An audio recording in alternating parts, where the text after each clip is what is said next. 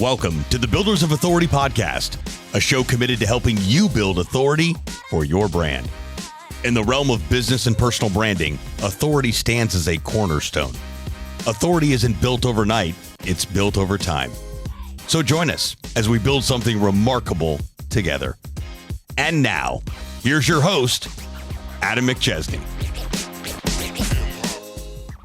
Hey, what's going on, everyone? Welcome to another episode of the Builders of Authority podcast. We're live here at Adventure Unknown in Fenton, Missouri, right here in St. Louis. If you're in the St. Louis area and have not been out to AU yet, would love the opportunity to show you around this incredible place, show you exactly where we do the podcast with Punchline Productions, but give you a tour of everything we have going on here, all the great amenities we have going on, meet some incredible people that are members here, and share a little bit about what this place can be if you're looking for a great place to network, meet like-minded people, and just share a bunch of great experiences and memories that we do here at Adventure Unknown.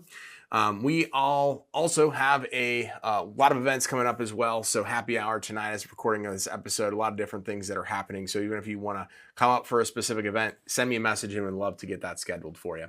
Today, I'm joined by someone I've been following online for years, but meeting today in person for the first time. I think actually originally I did hear about you and or hear you on the radio probably a decade ago, and then we got connected somehow, some way. So my guest today is Pat Imig. Pat, welcome to the show. Thanks for having me. It's good to be here. Yes. And also, the happy hour, the scene has to be a good time because that bar looks amazing. So, he gave me the tour just a few minutes ago. This place is great. My first time here. It's pretty awesome, man. So thanks for coming in. I know we've been connected, and I know we've been chatting back and forth. We're competitors, Adam. Some people would say. Yeah, so tell me a little bit, tell the audience a little bit about who you are, your business, all that good stuff. Yeah, so the company is Imig Communications. It started it about 7 years ago, and we work as essentially a fractional social media department for clients, right? So that doesn't mean we're just like posting content. We're actually going on location. We're going to film authentic content. That's really the centerpiece of authenticity is huge, right? Mm-hmm. And so it's like with all the AI disruptions and technology and stuff, it's funny that like that's actually still the main driver of what we do with content, right? Yep. Those fundamentals never go out of style. Mm-hmm. So we go on location for a lot of our clients, film original content. We'll kind of script and strategize ahead of time with them. Don't want to script too much because, again, you want that real slice of life that sells the customer experience through their social channels. So that's really what it's about is we have kind of fine-tuned our method where we can now, partner with a client and we're able to help resell their experience that they give customers because a five-star customer experience starts online, as you well know, right? So that's kind of the small elevator pitch for it. That's awesome. And I know you mentioned it a little bit about like AI obviously being disrupting. What are you seeing right now in terms of what people should be thinking about, staying away from, anything that kind of comes to mind there? I mean, I think if it's just the conversations about video content, again, just staying straightforward, authentic. Don't rely on AI to generate your images, right? Mm-hmm. Unless you're using it as a joke or unless it's over the top and people get it. Yeah. Obviously, people are still skeptical, and they're kind of older business owners in this area, especially, are skeptical. But it's like AI is your teammate. It's not. Mm-hmm. If you still need humans. You still need the humans to monitor it, to use it. ChatGPT is fantastic, obviously. So for us, it's like it really helps in the post-production process because after we shoot, we can take transcripts, feed it to ChatGPT, it segments things out for us. That way, it helps shape the story for the editors before they even start editing. So it's it's a great tool. Not breaking any news there, but it's something that every business should be using in some form because there's ways for it to benefit you. So there's still that fear in this area, with AI, but it's a teammate at the end of the day. Yeah. I know it seems like people went from, even if they weren't using like technology, like a lot of people went from not even using CRM or technology to having AI try to do everything. Correct. Yeah. And I think it's just about knowing leaning in and doubling down on what your company does, and then figuring out how to leverage AI to help streamline it, make it more efficient. That sounds like a win-win for everybody. So it is funny to meet the doomsday people, though. It's just like, get used to it. I mean, it's not going backwards. Yeah. It's not leaving. It's only going to get scarier. Right. I know you had sent me over your ebook, and one of the things that I liked that you had put in there was, hey, here's what it would cost to do all the different things that you do inside of a company. So my first question is how can you help educate people that say, hey, if you outsource this to us, we're an extension of your team, we partner with you, you need all of these different things, but here's the price tag if you had to go and try to go do this all alone. Yeah, so that's I'm glad you brought that up, because that to me is actually I mentioned, I think, the word fractional, and if I didn't, in a way, we're a fractional agency. We're an extension of our clients, right? So they could hire a social media department full-time. If you're a local business, that's not going to make sense for you financially, right? Expensive. So you've got your videographers, you've got your editors, you've got your strategists, your digital ad specialists, right? So somebody's got to be running the ads too, because that's a part of it. So you could spend, I think in according to ZipRecruiter, it's, if you were to hire those 4 or 5 positions full time just in St. Louis, you're looking at a payroll of $225K a year, and there's no guarantee, and that's not even including like your actual ad spend, right? Yeah. So is there a guarantee that all these people are going to work together well and that they know what they're doing and have best practices? Because it's not that what we do is rocket science, but there is kind of an art form to doing it, right? Yeah. And not everybody, knows how to do it. And so rather than deal with all of that and managing people and having turnover, which, the marketing industry always has volatility, more so, I think, than a lot of other industries. Mm-hmm. We just take it all, and we're kind of like a one-stop shop for these clients. So it's very beneficial, and then we're able to pass. It's almost like passing on savings. We're not Menards, but but it's like you could spend all that money and not get results, or not get the results you desire, and have headaches and hassle, or you could just hire a team like ours where it's a fraction of that cost. So. And the thing is too, what's interesting, people are always surprised when we first meet with them that they're running content for local brands and is different than personal brands, right?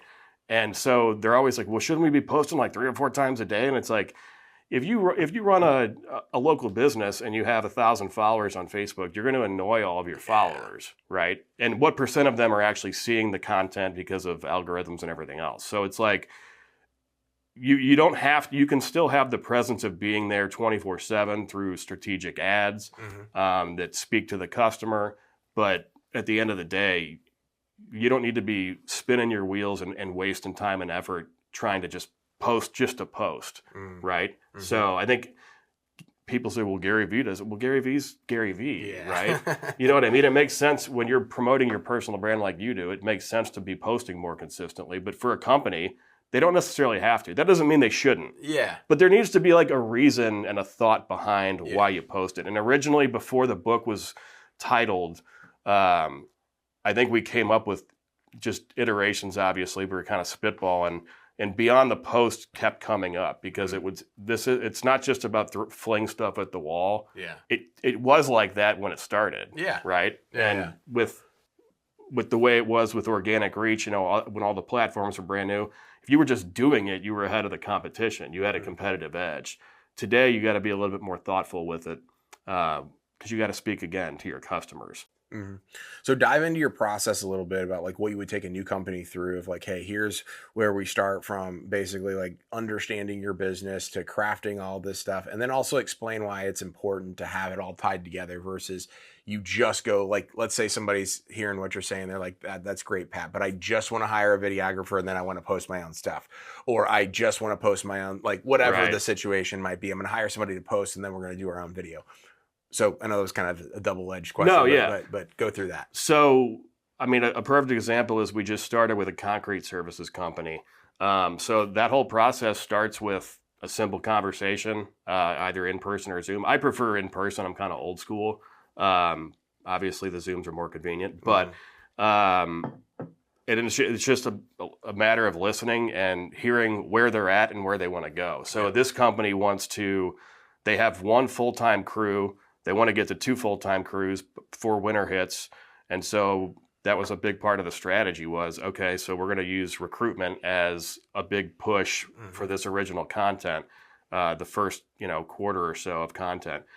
So after hearing that and then hearing, and that's another thing, like, we don't come in to ask people to take up the rug and ask us and have them tell us all their financials. But you do have to have that question of like, what are your sales? Where do you want to go? Because that helps us too. And so from that point, it's just a matter of, okay, we've kind of had this 1 hour conversation. We understand the vision. We understand what you guys do best, what your highest profit services are, who your ideal client is. And then from there, it's just, let's schedule a time. So we did that. We went on location. They were doing a driveway, a very simple project. But for that first video shoot, it's perfect because to the audience, this is all brand new when they see it, right? Yeah. And so we're getting the best of the owner, Kevin, showing his expertise simply just by being on the job, right? And that's the other thing. These business owners that sometimes they're like, well, do I need to do this? And it's like, no, you just need to do your job and we'll just document you and film you and we'll ask you questions. And we know how to get the right answers. That I come from like a general customer background as far as like, I'm just the idiot. I ask very open-ended questions to start because it kind of gets them talking. And then they realize, oh, I should say this. And so that was a long-winded answer, I think, to your question. But it starts with just a simple conversation, strategy session. And then going on and doing that first shoot. And then we're constantly learning too, because it's the first time working with the guys. We could have a rehearsal shoot where we just learn everybody's, but that's just go ahead and start. And it goes back to, this doesn't have to be perfect. It just needs to get done. Right.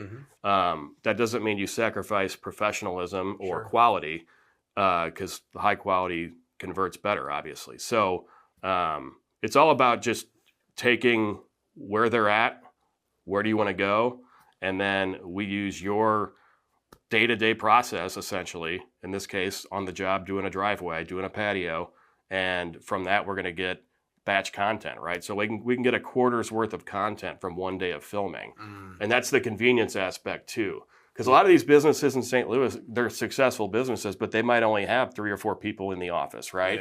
They got everybody else in home services. They're out in the field doing their job. So they don't have to think about it. And that's also the convenience aspect of it, because again, it goes back to our original conversation of, if you hired your own team, you're managing all these people. In our case, most of our clients, we meet with all of them, obviously, on a consistent basis. Communication is key, as you well know. But if we don't hear from them, they're fine with that.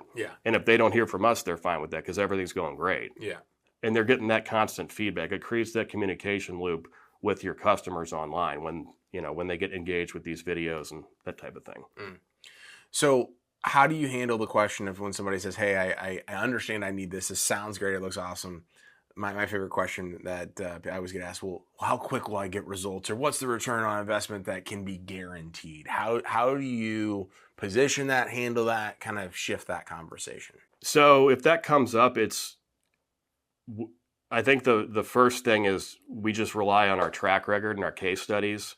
And so what the case studies show with our clients is, if you're consistent with this, you're going to end up generating a return on investment, because showcasing your brand in a professional, high quality manner is going to give you that coverage to where people that are tuned in, or even if they're not tuned in, but they're going to find out about it from your friend, right? So there's not like this, we don't have like, I don't promise the world to clients.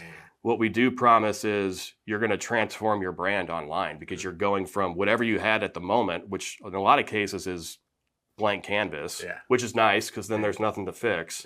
And then we just go from there. So this most recent client that we signed, they were all bought into everything and understood our language right away. And so that conversation didn't come up, because they understand that over the course of time, they're going to grow their business through the video, through the word of mouth referrals. This is like word of mouth on steroids on social media.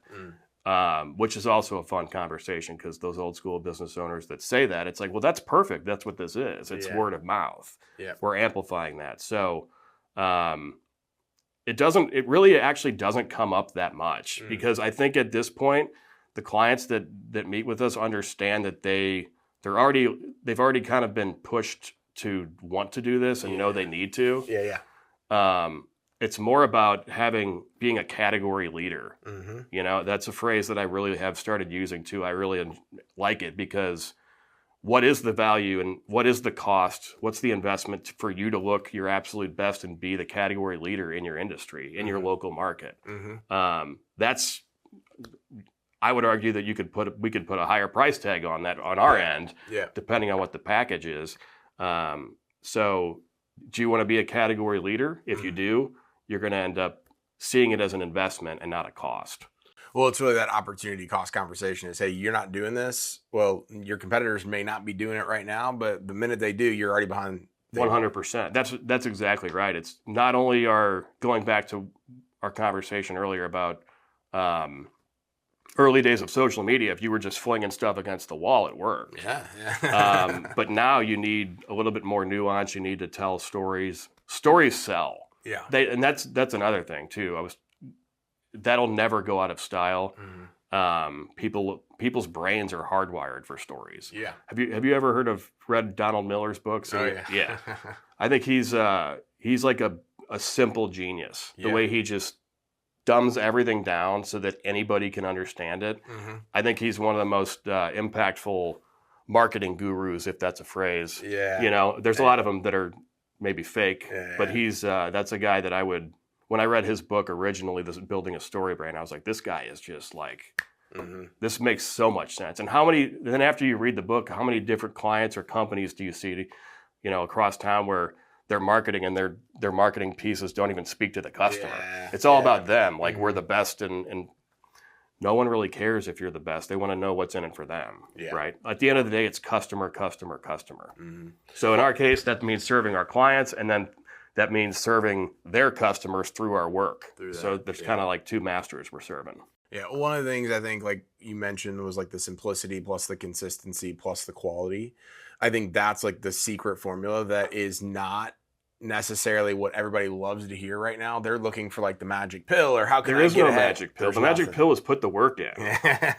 And that's funny that you brought those words up too, because those are all throughout our sales deck, and I think they show up in that ebook too. And consistency, that doesn't sound like anything new or but consistency, high quality, and that builds trust, whether it's video or just consistent content, right?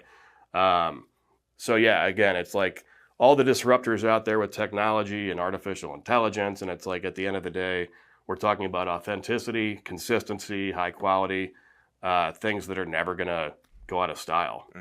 Well, and I also think in the local aspect, working with obviously a lot of local St. Louis businesses, is there is this urge and need right now for people to want to support local and want to do those different things. So if you're not showing up online and you're not doing it in a way of people can see that, oh my gosh, they just did a house X, Y, and Z down the road, or they're involved in this and they're involved in that, you're missing out on this layer that has been taken away for so long, whether it was the pandemic or franchises or corporate backed companies or all these different things coming into markets and then basically like taking away that local small business feel. Right. And so even when you can accomplish that and be consistent, even if you're not selling directly to somebody, to X is going to keep you top of mind so that when they need it, they're going to think about it. Or they have friends, family, whatever that needs it. Hey, check this out. I follow them online. And like, that's a real thing. Yeah. You know, so that's again, be a category leader, be consistent, and the sales will follow. It's kind of ironic too. It's like we sell through story. And so like we're sales focused, but never do we actually have like hardcore sales ads. Like the ads and promotions is still a part of it. But at the end of the day, you have to make sure that when you do run an ad, let's say as an example, a video ad, it needs to stay with the tone and the narrative of your brand's voice. So I think sometimes people forget that. It's like, just because this is an ad doesn't mean that it has to look like a TV commercial on social media. Yeah, absolutely. So how have you grown, kind of shifting focus a little bit, how have you grown your brand to be able to get these clients and do these different things? How did that start? And then how has that transformed as well? Yeah. So, I mean, originally the first year, it was just banking on previous relationships, right? And whatever reputation I had created, through radio, locally. And then from there, it was honestly, I didn't really start marketing the brand's services until a few years into it, which is ironic, right? It's like the marketing guy that's not marketing himself.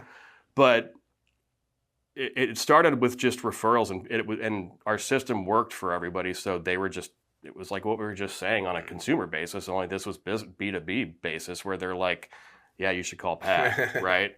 And I think that's because we don't just show up and create content. We have a strategy. I mean, I'm a creative guy. I've got a good natural instinctive feel for the temperature of the room and how to communicate with people. And that's where I think you can get in trouble with ChatGPT if you don't have a human overseeing.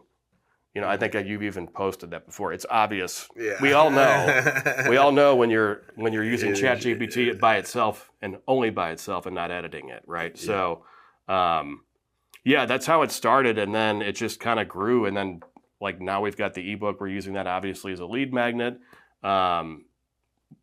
So it started with word of mouth and referral, and then we started doing more creative marketing and ads, probably 2019-ish. And then actually right before the pandemic hit, we were like looking at being exclusively for restaurants, which that put a little damper in that. But that we had an idea of taking our system and going national with it. When the pandemic hit, we switched focus, obviously, and pretty much ever since then, it's been a mix of just, video ads and keeping up with just doing a good job for our clients. I think Hormozy is really good about talking. If you just focus on doing a really good job for 10 years, he's like, eventually your customers are going to sell for you. Yeah. And so that has kind of happened. I'm grateful for that, our clients, we're like almost friends with all of our clients too. I don't know if that's the case for other local businesses, but I mean, every client I have, we get along great, and I've gotten choosier too with, who you work with, because you see the red flags now with certain clients. It's always the smaller ones that are the hardest to deal with, and so to answer your question, it was all word of mouth referrals from satisfied clients, and then we started doing some digital ads from that point on. So awesome. Off to the races. That's awesome. How do you manage like multiple platforms? Right. So I get that question all the time, is like, well, should I post the same content everywhere for my business brand? Does it need to be like, how do you navigate that? As far as the actual distribution of it, there's plenty of great apps out there. We use Sprout Social quite a bit. As far as tailoring the content for the platform, we definitely do that with the captions. If there's certain videos that I think aren't fit for like LinkedIn, we have a few clients where we'll actually post for their LinkedIn content, because that's kind of their bread and butter platform. They're food service manufacturer representatives. So they work with the operators, and then they also work with the manufacturers. And so LinkedIn is perfect for them, right? So our videos for that is going to look different than a video on TikTok or a video on Facebook even. So it's just a matter of, I think, the strategy ahead of time. And when I started, the idea of strategy was like, what do you need a strategy for? But you know what I mean? But it's like, we'll just create it. And it's like, that works for a little bit. But if you have a strategy, and again, we're using the basics here. We're talking about consistency and strategy now. But if you have a strategy going in, then that will make it easier to tailor the content for the platform. So it's something that you just have to be mindful of ahead of time. What works great on LinkedIn probably won't work on TikTok. That doesn't mean you can't still use the same footage. You just got to repackage and repurpose it. Talk with your editors and get them to understand, the game and what's at stake and where it's going. Mm-hmm. What could some people do right now if they're like, hey, this sounds awesome, but I just don't have the budget right now? What are some things that people can do right now to set them up for success for when they would hire your company? I think a simple audit of your own brand as far as, where are you and where do you want to go? Do you want to be the category leader? And if they're ready to do that, and they see it as an investment and not a cost, then they're pretty much ready to meet with us, I think.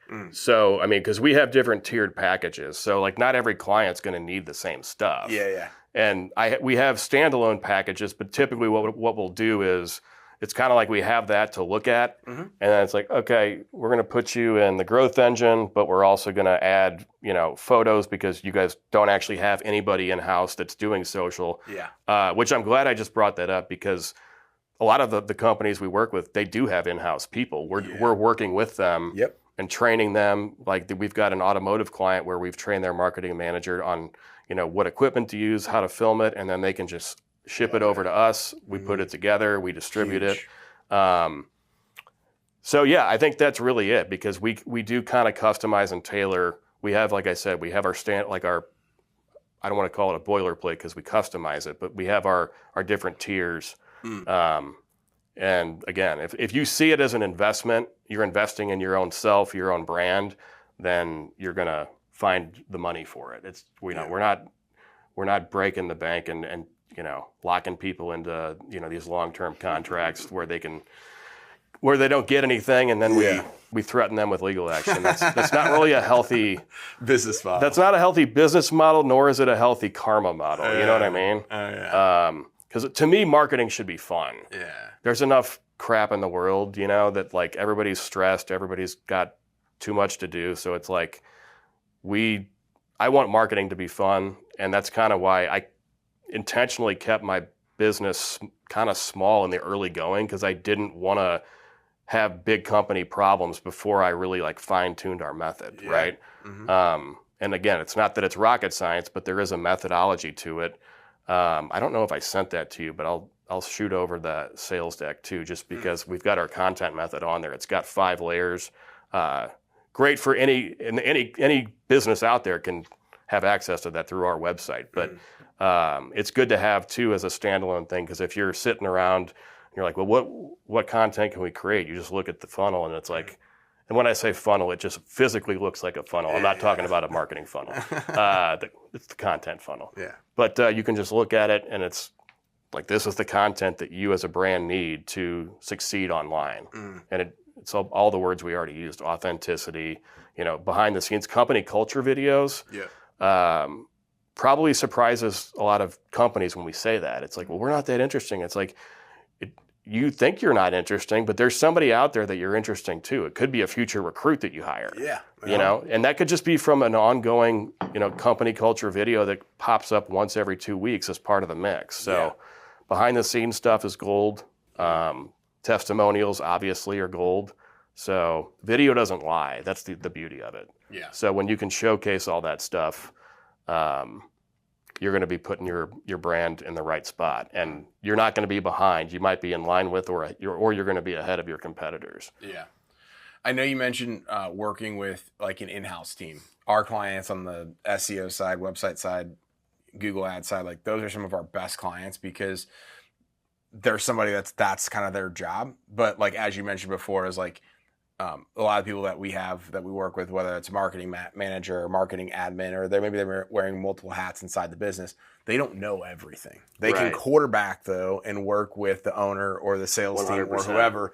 So walk me through and walk the audience through how to have that person, but not expect that person to go do everything that you guys do, and how it can be a cohesive environment of working together. Yeah. So in our case, it's just a matter of training, right? And it's all simple stuff. We shoot a lot of our content with iPhones, actually. So we'll just tell we'll tell them the equipment they need. So there's a vlog phone rig by Newer. Mm-hmm. You're familiar with that brand? Yeah. Neewer. Yeah. They're not a sponsor, but they could be. Right? Yeah, they could be. But no, they've got these phone rigs. You can buy them on Amazon for like $60. Mm-hmm. So I would advise any in-house marketing person, like if you're watching this right now and you're like, how do I do this? I don't know how to do it. So at that point, you just need to develop confidence from doing your reps. Sure. Right? Mm-hmm. So I would get one of those rigs. They're like $60, $70 on Amazon. Those things stabilize an iPhone so amazing that the footage looks like it's a high-end camera. Mm-hmm. It's pretty crazy because it's nothing fancy. You're just holding it with your hands. So I'd get that, buy some mics. You can get Rode wireless mics if you want. And from there, start filming, whatever it is. And then really I think at that point, the post-production and the editing is where that's going to a differentiator also for us, because even if you do have that in-house person that's doing all this work, if she's going to try to edit or he's going to try to edit it, that's just going to be taking up a lot more time. 100%. And if you have just one editor, you're probably going to need more than one. And so that's where, again, going back to the whole, our pitch is we're a full service social marketing department for you without that expensive price tag. That's awesome. What are you most excited about for the future of your company and stuff that you guys are working on with your clients? I really enjoy working with our home services clients and automotive, because in both cases, it's very story driven, which might sound surprising, but that's where we're really trying to resell the experience. And so, roofing companies are great. The concrete and the pavers are great. The design and build is great. So really looking into kind of expanding and growing those divisions, if you will. Yeah. We still have our restaurants, but even when the restaurants are doing great, then that's a really thin margin. Tough industry. So we're really choosy about who we work with in that field. Shout out Trenton Garvey. He won Hell's Kitchen. He's over at the Blue Duck. We're going to be filming him actually later today. That's awesome. But automotive and home services is because that's where you can build the trust with your potential customers. And so we talk about, like, it sounds almost like a Hallmark movie, like it sounds too good to be true, but like you can take with the system that we have, your existing customers will actually kind of become like loyal fans, and like brand loyalty has always been a big thing of like with our taglines and stuff. I think that was my original one, was save you money and time and help grow brand loyalty, which sounds, hokey, but it's true. It's like if you have people that going back to Hormozy, if you have people that are selling for you, you can't be stopped. Yeah. And that just comes from you doing a great job at your craft, whether it's the concrete, whether it's the roofing, which is why more than ever, the scammers aren't going to last. The guys who do bad business aren't going to last. Yeah. And that's why they're not online probably. Love it. Well, Pat, this was a great episode, man. I'm glad we had the chance to do it. Where can people stay connected with you and reach out to you to learn more about your services? Yeah, so imig.ai is the website. There's a lot of our processes on there. Case studies are there. Kind of gives you a feel for, we are story driven. At the end of the day, we're storytellers. So you could check that out. I'm on Facebook, Instagram, obviously, at Pat Imig, so that's PATIMIG, LinkedIn, TikTok as well. So any of those platforms, I'm on at least once a day. Got to get the content out. I actually still manually post my content too, for the most part. There's times where I won't, but so check us out. And if you're a local business, and you want to take that next step and be the category leader in your industry and have a fan base, essentially. That's the other thing. You don't need millions of followers. And people get hung up on that too. A lot of my successful clients have like 600 followers on Instagram and 500 on Facebook. And it's like, well, how does that work? How come they don't have more? Aren't they paying for that? It's like, no, they're paying to grow their business at the end of the day. Quality over quantity. 100%. Yeah. Love it. Well, as you listen to this episode today, obviously Pat and his company have a lot of incredible resources on the social media management, marketing side, a lot of different services for them to be able to help you out with multiple different packages. If you're interested, if you have any of those needs, he's the guy to go talk to. We'll have all of his information as well as the company information in the show notes. If you were watching this video on YouTube, make sure to subscribe to the channel if you haven't already. Like the video, leave a comment with something that you learned. And on the podcasting platform that you're listening on, leave us a 5-star review. Thank you so much for watching or listening to today's episode. We'll see you next week. And remember, authority isn't built overnight, it's built over time. Thanks so much for tuning into this episode. We sure do appreciate it. If you haven't done so already, make sure you're subscribed to the show wherever you consume podcasts. This way you'll get notifications as new episodes become available. If you feel so inclined, please leave us a review. We sure do appreciate it. Until next time, friends.